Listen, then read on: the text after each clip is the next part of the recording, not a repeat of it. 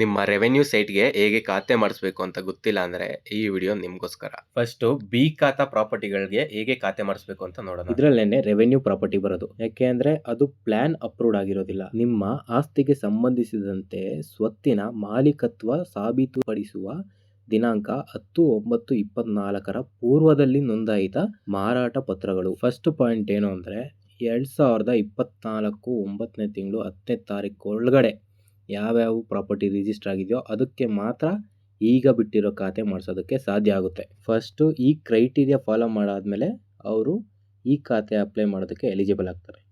ಅದ್ರ ಜೊತೆಗೆ ದಾನಪತ್ರ, ವಿಭಾಗ ಪತ್ರಗಳು, ಹಕ್ಕು ಖುಲಾಸೆ ಪತ್ರಗಳು ಅಂತ ಕೊಡ್ತಾರೆ.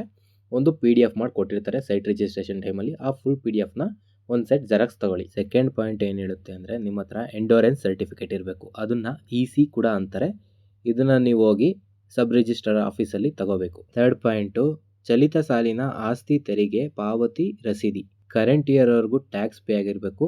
ಬಟ್ ಕರೆಂಟ್ ಇಯರ್ದು ಟ್ಯಾಕ್ಸ್ ರೆಸಿಪ್ಟ್ ಕೇಳಿದ್ದಾರೆ. ಇದರಲ್ಲಿ ಮಾಲೀಕರ ಫೋಟೋ, ನಿಮ್ದೊಂದೆರಡು ಪಾಸ್ಪೋರ್ಟ್ ಸೈಜ್ ಫೋಟೋ ತಗೊಳ್ಳಿ. ಜೊತೆಗೆ ನಿಮ್ಮ ಪ್ರಾಪರ್ಟಿ ಫೋಟೋನ ತಗೊಳ್ಳಿ. ನೀವು ಆ ಪ್ರಾಪರ್ಟಿ ಹತ್ರ ನಿಂತ್ಕೊಂಡಿರೋ ಒಂದು ಫೋಟೋನ ತಗೊಳ್ಳಿ. ಮಾಲೀಕರ ಗುರುತಿನ ದಾಖಲೆ ಪತ್ರ ಅಂದರೆ ಒಂದು ಆಧಾರ್ ಕಾರ್ಡೋ ಪಾನ್ ಕಾರ್ಡೋ ತಗೊಳ್ಳಿ, ಅದ್ರ ಜೆರಾಕ್ಸ್. ಒಂದು ವೇಳೆ ನೀವೇನಾದರೂ ಒಳ್ಳೆ ಡೆವಲಪರ್ ಹತ್ರ ನಾವು ಪ್ರಾಪರ್ಟಿ ತಗೊಂಡಿದ್ದೀವಿ, ಅವ್ರ ಹತ್ರ ಪ್ಲ್ಯಾನ್ ಅಪ್ರೂವ್ಡ್ ಎಲ್ಲ ಇದೆ ಅಂದರೆ ನೀವು ಎ ಖಾತಾ ಕೂಡ ತಗೋಬೋದು.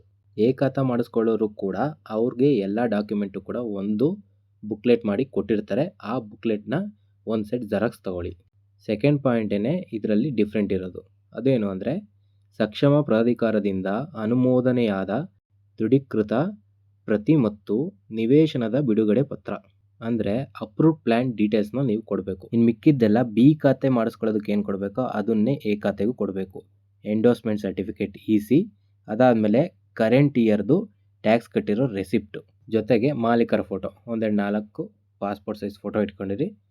ಅದ್ರ ಜೊತೆ ನೀವು ಸೈಟ್ ಮುಂದೆ ನಿಂತ್ಕೊಂಡಿರೋ ಫೋಟೋ ಬೇಕು. ಯಾರ ಹತ್ರ ಆದರೂ ನೀವು ಸೈಟ್ ಮುಂದೆ ನಿಂತ್ಕೊಂಡು ಫೋಟೋ ತಗೊಳ್ಳಿ. ಇದೆಲ್ಲದ್ರ ಜೊತೆಗೆ ನಿಮ್ಮ ಒಂದು ಐಡೆಂಟಿಟಿ ಪ್ರೂಫ್, ಆಧಾರ್ ಕಾರ್ಡ್ ಆಗ್ಬೋದು, ಪಾನ್ ಕಾರ್ಡ್ ಆಗ್ಬೋದು, ಯಾವುದಾದ್ರೂ ಒಂದು ಒರಿಜಿನಲ್ಲು ಮತ್ತು ಜೆರಾಕ್ಸ್ನು ತಗೊಂಡೋಗಿರಿ. ಅಲ್ಲಿ ತೋರಿಸ್ಬೇಕು ಅಂದರೆ ಯೂಸ್ ಆಗುತ್ತೆ. ಇದನ್ನೆಲ್ಲ ತಗೊಂಡು ನಿಮ್ಮ ಲೋಕಲ್ ಬಾಡೀಸ್ ಹತ್ರ ಹೋಗಬೇಕು. ಲೋಕಲ್ ಬಾಡೀಸ್ ಅಂದರೆ ಸ್ಥಳೀಯ ಸಂಸ್ಥೆ.